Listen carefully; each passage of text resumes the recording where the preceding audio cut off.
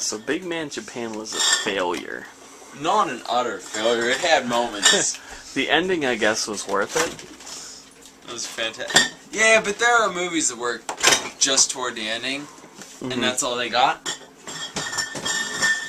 It was like an M. Night Shyamalan movie. Yeah. Because they didn't really foreshadow the Justice team, the Justice family. The only thing I'll say is there was the very tiny bit of dialogue in the park in the beginning where they said, "So you're anti-U.S." And he says, well, I was raised that way. I'm assuming, just based on their costumes, that they were supposed to be representatives of the U.S. So you think it was a political attack? I think it's a plea for equality. What did you get? Burning River.